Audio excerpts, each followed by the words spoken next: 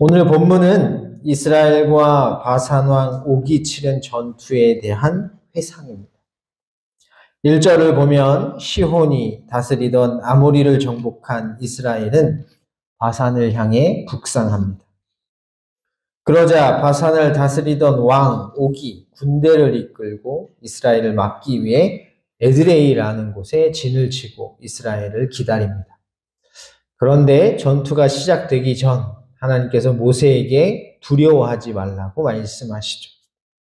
여호와께서 내게 이르시되 그를 두려워하지 말라. 그러면서 그 이유도 알려주십니다. 내가 그와 그의 모든 백성과 그의 땅을 네 손에 넘겼으니. 두려워하지 않아야 하는 이유는 간단합니다. 하나님께서 바산의 모든 백성과 그 땅을 이스라엘에게 주실 것이기 때문이죠. 그러니 너희가 아모리 족속을 멸망시킨 때와 마찬가지로 바산이라는 나라도 너희가 정복하게 될 것이라고까지 말씀해 주십니다. 네가 헤스본에 거주하던 아모리 족속의 왕 시온에게 행한 것과 같이 그에게도 행할 것입니다. 3절에서도 이는 다시 한번 재차 강조됩니다. 우리 하나님 여호와께서 바산 왕 옥과 그의 모든 백성을 우리 손에 넘기시며, 따라서 이스라엘은 바산 왕 옥과의 전투에서 패배할 수가 없죠. 3장 3절 마지막 부분을 보면 이 전투에서 바산의 군사들은 단 한 명도 살아남지 못했음을 알 수 있습니다. 그리하여 이스라엘은 바산 왕 옥이 다스리던 모든 성읍을 다 점령합니다. 그렇게 빼앗은 성읍의 수가 몇 개였냐면 4절을 보면 60개입니다. 그 성읍이 60이니 곧 아르곱 온 지방이요 바산에 있는 옥의 나라입니다. 여러분, 이 4절의 말씀이 무엇을 뜻한다고 생각하십니까? 단순히 바산 왕 옥이 다스리던 성읍 60개를 빼앗았다는 것만을 의미하는 것이 아니라 그가 다스리던 나라, 한 나라를 완전히 정복했다는 것입니다. 6절은 이것을 보다 분명하게 보여주죠. 우리가 헤스본 왕 시온에게 행한 것 같이 그 성읍들을 멸망시키되 각 성읍의 남녀와 유아를 멸망시켰습니다. 이제 지도에서 바산이라는 나라는 아예 없어진 것입니다.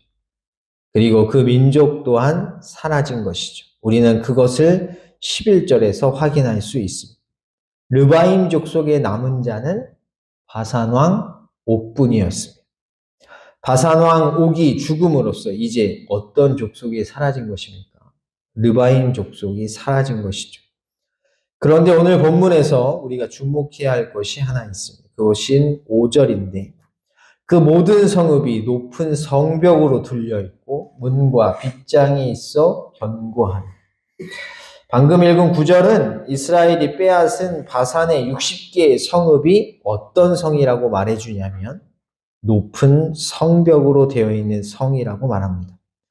또한 그 성의 문은 문과 빗장이 있어 견고한 성문이죠. 여기에 더하여 11절은 이 바산을 다스리는 왕 옥이 르바임 족속이라고 나옵니다.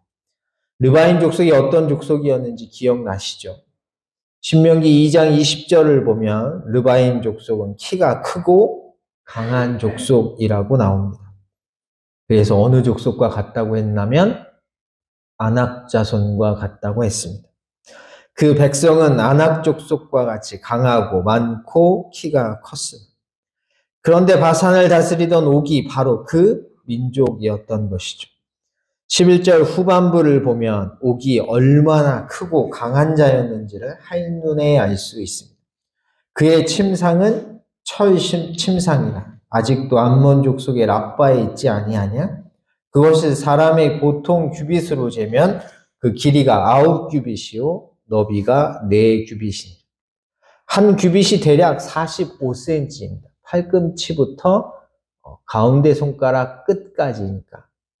그의 침상의 침상의 길이는 대략 4m 5cm, 너비는 1m 80입니다.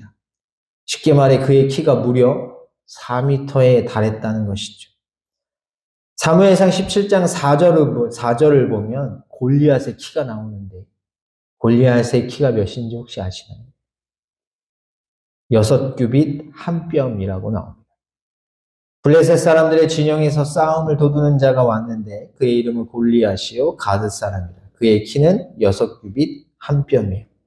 1뼘은 대략 15cm니까 환산하면 그의 키는 대략 2m 80cm 정도가 됩니다. 따라서 바산왕 옥은 골리앗보다도 무려 1m 20cm나 더 컸던 것입니다. 성벽은 높고 성문은 견고합니다. 그리고 그 나라를 다스리는 왕은 4m가 넘는 큰 키의 용사였죠. 오늘 본문은 왜 이것을 강조하고 있는 것일까요? 아니, 좀 더 정확하게 말하면 모세는 왜 이것을 지금 이스라엘 백성들에게 다시금 회상하고 있는 것일까요? 이제 그들은 무엇을 바라보고 있습니까? 요단강을 바라보고 있습니다. 다시 말해 이제 저 강을 건너기만 하면 하나님께서 주시겠다고 말씀하신 약속의 땅에 들어가기 때문입니다. 그리고 그 땅에 들어가는 순간부터 이스라엘 백성들은 뭐를 해야 하죠? 쉬지 않고 전투를 치러야 합니다. 그런 그들에게 모세는 다시금 회상시켜주고 있는 것입니다. 우리가 지금 여기까지 어떻게 왔는지, 그토록 높았던 성읍을 넘고 도저히 열릴 것 같지 않았던 견고한 성문을 열어 제끼며 크고 강한 왕을 이기고 여기에 올 수 있었던 것, 바로 하나님의 은혜라는 것이죠. 그리고 그렇게 인도하신 하나님께서 앞으로도 우리와 싸울 수많은 전투에서도 우리와 함께 하시며 인도하셔서 마침내 저 요단 저쪽 편 주시겠다고 말씀하신 가나안 땅을 우리에게 주실 것이라는 것을 신뢰하라는 것입니다. 그리고 이는 오늘을 살고 있는 우리들에게도 동일합니다. 결코 넘을 수 없을 것 같았던 많은 시련과 역경을 뛰어넘고 풀리지 않을 것 같았던 수많은 문제들을 해결하며 여기까지 오게 하신 하나님. 바로 그 하나님께서 앞으로의 우리의 삶도 인도하실 것입니다. 그것을 신뢰하라는 것이죠. 사무엘상 7장 12절을 보면 블레셋과의 전투를 승리한 후 사무엘이 이렇게 고백합니다. 사무엘이 돌을 취하여 미스바와 센 사이에 세워 이르되 여호와께서 어디까지? 여기까지 우리를 도우셨다 하고 그 이름을 에벤에셀이나 하니라. 여러분 이것을 믿으십니까? 그렇다면 우리는 걱정과 근심과 두려움이 아닌 기대와 소망으로 오늘 우리에게 주어진 하루를 기쁘게 살아갈 수 있을 것입니다. 이런 은혜가 여러분의 삶 가운데 가득하시길 주의 이름으로 간절히 소원합니다.